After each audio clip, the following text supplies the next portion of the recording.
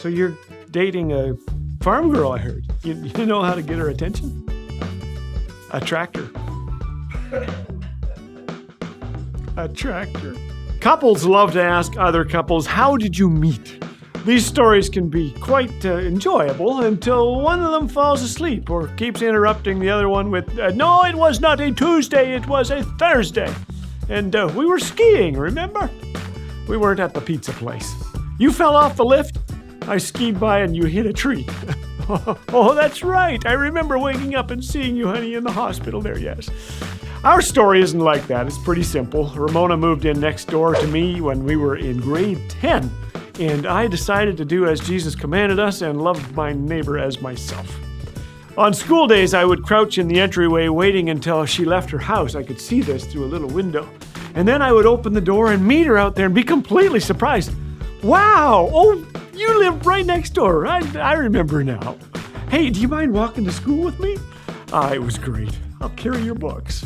And so it was that I chased my wife until she caught me.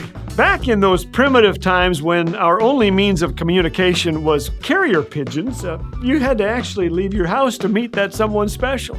Not anymore. These days you can interact with the world while staying in your jammies. You don't have to brush your teeth or floss or smell good. You just log on to a social networking site. At first, online dating was for people who were allergic to sunlight and lived in their parents' basements. But now it's a $3 billion industry. 39% of new North American couples first meet online. 39%! Online dating is now the most common way for American couples to meet. Of course, the golden age of online dating presents its own challenges, as one gentleman found out after meeting a lovely lady online. He says this, we eventually made plans to meet. I show up and it turns out it's my younger sister. Wow, we had both made up fake profiles. Ay, ay, ay, ay. It's a good life lesson. Please be yourself, because if you is who you ain't who you is. One lady went to meet the guy of her dreams, a guy she'd been talking to online, only to discover that he was 10 years older and 2 feet shorter than his profile led her to believe. 2 feet shorter? Hello! Wow! May I get you something from the cupboard? We call this lying, by the way. So be authentic in your relationships, all of them, and be interested. Selfishness is the greatest relationship killer. One couple finally met in a restaurant, but she brought with her a binder full of laminated poetry. Poetry! Poetry which she had him read and critique. Oh, what a wonderful date. Bad move for a first date, don't you think? So be authentic, be interested, and be honorable. A guy pulled an illegal traffic move while driving his girlfriend to her home, and he was pulled over. He decided to flee the police with her in the car.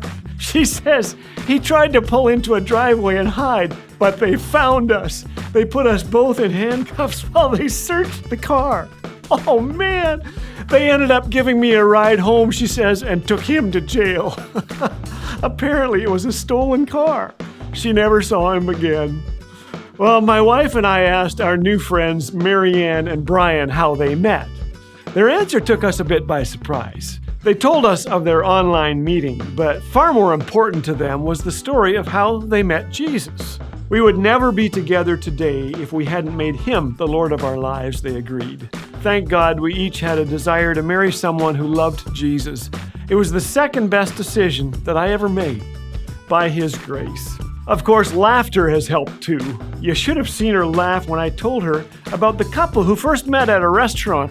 He watched as she began shoveling food into her purse. I called her on it, he says, but she smiled and said, "Oh, I'm just feeding Sammy." Turns out Sammy was a fat little chinchilla she pulled from her purse. Subscribe to Laugh Again TV. Subscribe to Laugh Again TV.